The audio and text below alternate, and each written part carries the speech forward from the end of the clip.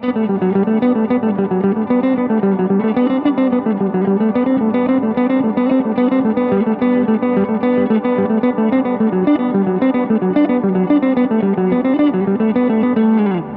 what we're looking at here, this is an exercise that I use it a lot to warm up. I mean, there's obvious uses of it in terms of working on your picking, so it might make you be able to kind of solo faster or improvise more fluidly, have more freedom. But there's also an effect it can have on songwriting and riff writing, which I'll get into a bit later on. So I'm just going to go through this 2 bars at a time, and I'll put in a few kind of bonus examples as well as we go. The very first 2 bars, the idea behind here is to practice going between the strings using 1 note, 3 notes and 5 notes. So I'll play that and just kind of speak along, hopefully it makes sense. So we got 1 note here, then we're doing 1 again, 1, 1, this time it's 3, 1, 2, 3, then this time we got 5. The idea here is we're focusing on the odd number of groupings on one string. 1, 1, 1, 1, 2, 3, 1, 2, 3, 4, 5. Right. The hard part here is probably going to be this jump in between the strings.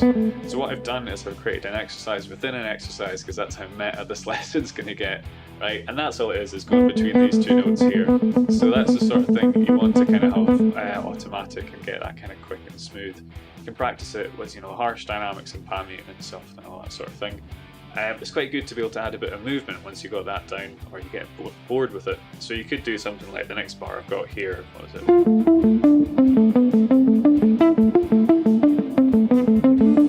It's a bit messy, I'll try it again.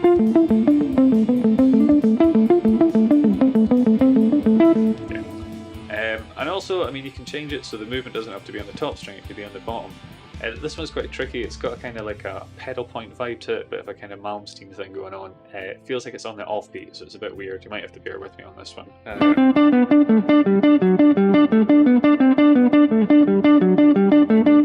The other option is you could move it about on both strings. So we could do something like, just to get both hands moving about as well. The technique is going to be the main thing here though, going between these strings. So first of all, look at doing outside picking, is what most people call it. So you're starting with an upstroke here, and then a downstroke on that string, right? So the trick here is when you're leaving with the upstroke, you want to get ready for this downstroke, and when you leave the downstroke, you want to get ready for the upstroke. So you're doing a sort of arch thing, in between an arch and a U, and obviously the faster you get, like I'll exaggerate it, the faster you get, the smaller the movements can get. The other thing you can do, I mean that movement I'm using is essentially this, right? If that feels uncomfortable, you can use your fingers, so you can get under the string a bit more, like that. So kind of, it's almost like that Frank Zappa kind of weird thing where his hand looks like a chicken. And just to give that a demo,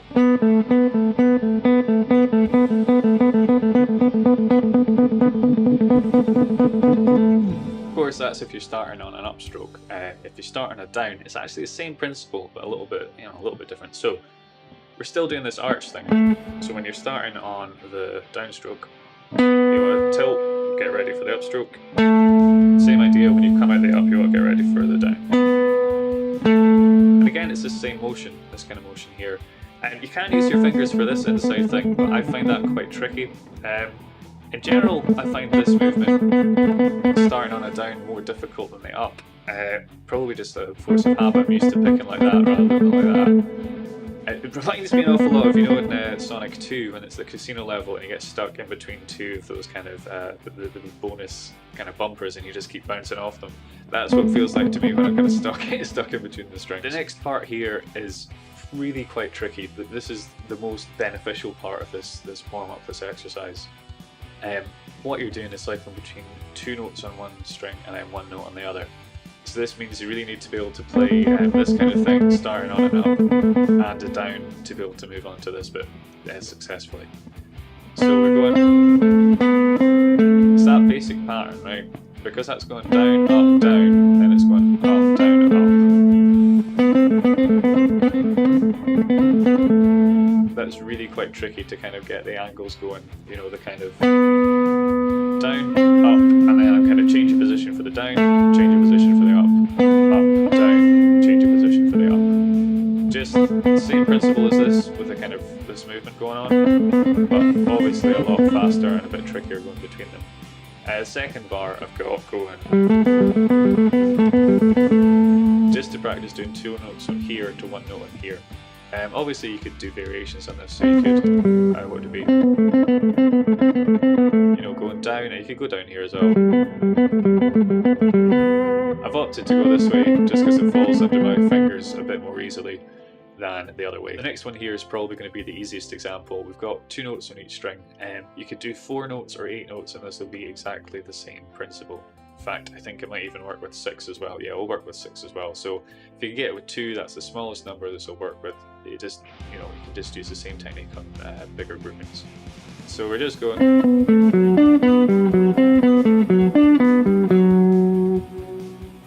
Okay, so we'll break this down a bit. Starting on, if you're starting on a downstroke, you want the pick to be angled more like this. Right? If you're doing that, you don't need to do any of this kind of arm movement stuff. You can just.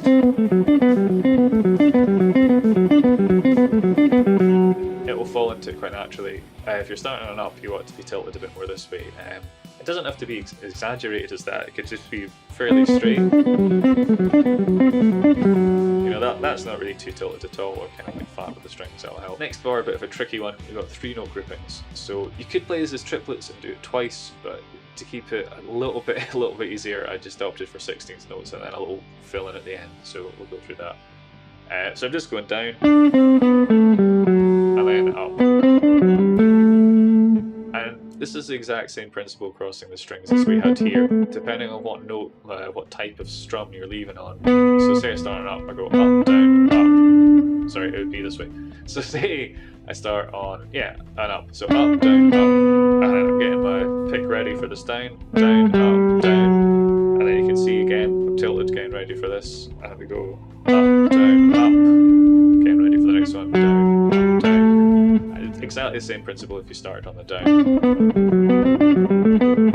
That's one of the real benefits of this exercise, is doing it starting on an up, maybe looping it a couple of times and then starting it on the downstroke. So I'll do that just now, I'll keep it slow and start on an up. So we'll go.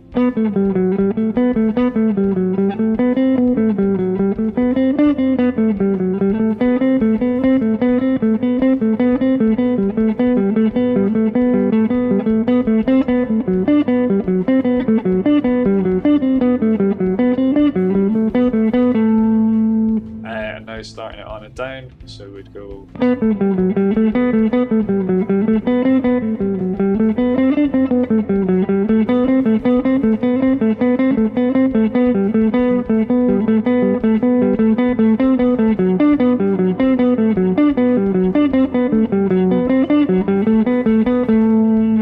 It's good to practice this with a metronome. You can probably tell in the ones that were 2 note string, I got a bit excited. It's like, oh, I can do this quite easily, and sped up a bit. So it's a good thing to practice with metronome, also with different guitar tones. So if you tend to use a lot of gain, I would try it with gain, but also do it with a clean tone, or even just not plugged in at all, just doing it, you know, without an amp, because then you can really work on your consistency and your dynamics there. Okay, so earlier I'd mentioned that this can kind of tie into songwriting, and I've got an example here. There's one of my riff days that I did. I'll put a link here or something to use this idea, because I had this kind of riff in my head that I couldn't have otherwise played. What I would have done is simplified it, and I've noticed in the past I've done that an awful lot. There'll be a riff that'll sound better, but I think, well, in terms of consistency, I'm not going to be able to switch between these different picking types, so I'll have to simplify it. So it went, what did it go like? Went a bit like.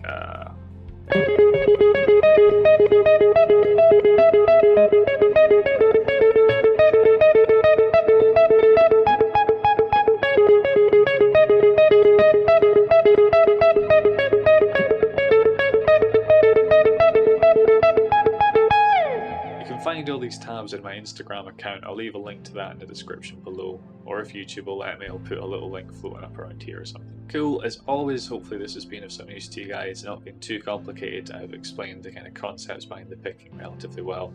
I've said this before, but check out Troy Grady's YouTube channel if you're interested more in the mechanics. This is very kind of surface level stuff I'm doing here.